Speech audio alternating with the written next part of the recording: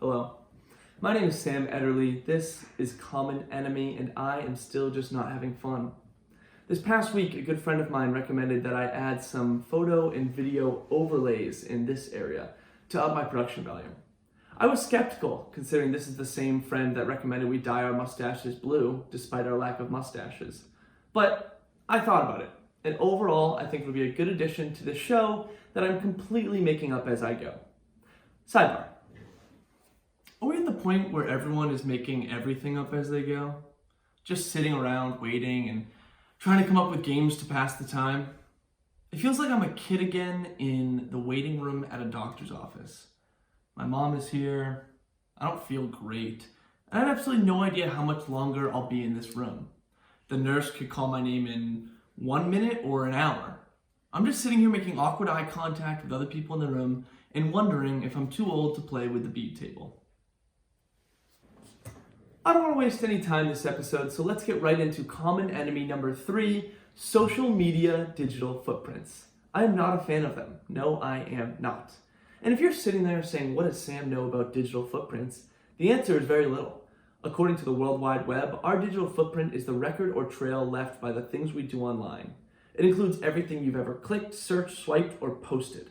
I'm simply not going to get into the nitty-gritty impacts of our full digital footprints, such as the ways that advertisers can use them to manipulate us, or how robots will one day use them to destroy us.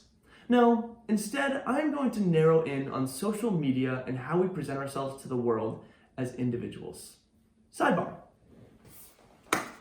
Speaking of digital footprint, did you know that whatever internet browser you're using tracks the history of things you search and click on? 13-year-old me was unaware.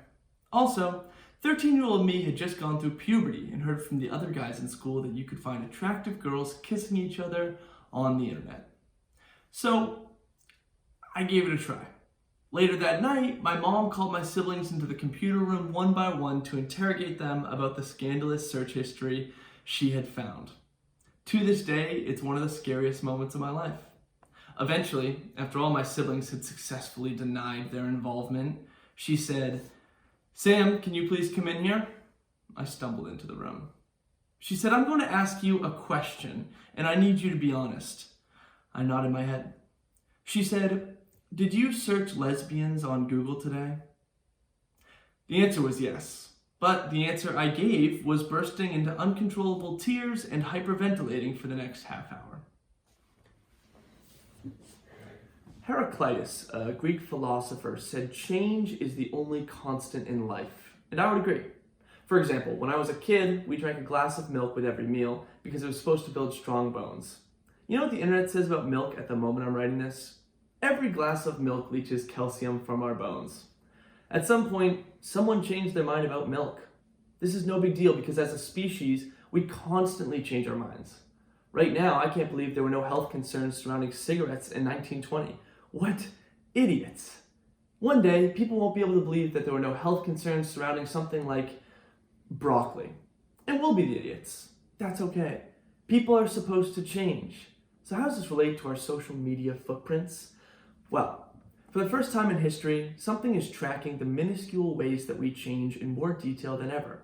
Not macro moments like buying a house or getting married, but micro moments like every relationship you've been in, haircut you've had, opinion you've posted, and it's just a phase, mom phase that we've had. So what is the problem, Sam? The problem is permanent profiles being created that represent a temporary version of people, especially young people. Social media is brand new. Facebook is 16 years old, Twitter is 14 years old, and Instagram is 10 years old. Few people's profiles have been around long enough to track someone through a series of fundamental personal changes. But what happens when these have been around for 50 years? What happens when the opinions you posted every day on Twitter are not only outdated and inappropriate, but they represent someone that has grown up and changed their mind? Will we accept people's ability to adapt and change, or will they be perpetually attached to the social media data they've put out there? Sidebar. I had Twitter back in high school, but because of everything I'm covering in this episode, I deleted it a long time ago.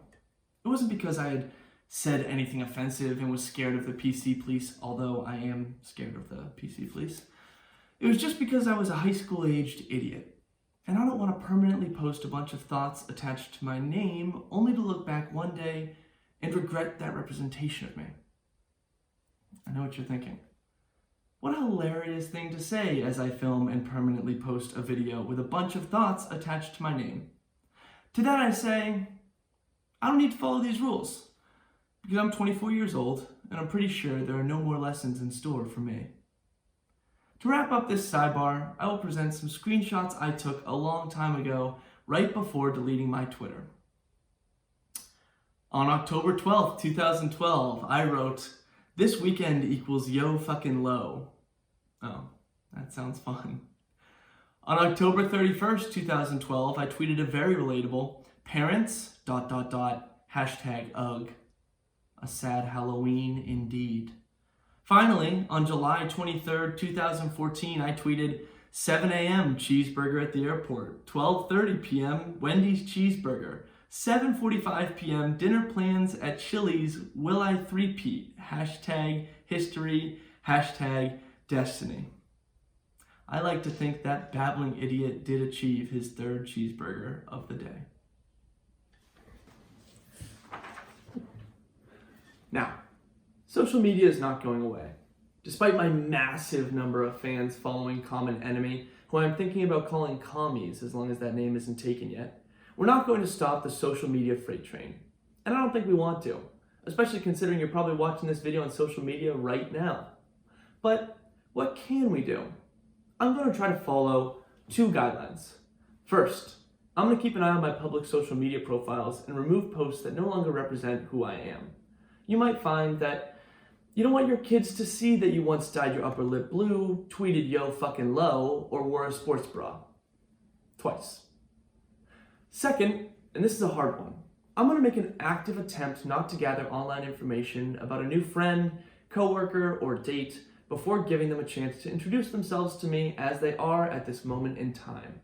Because they deserve the chance to learn from their past experiences and change, just like you do. And if one day you are at a high school or college reunion and someone says something to you like, "Wow, you have really changed," I hope your response is, "Oh, thank God." Can you imagine if I hadn't? Thank you.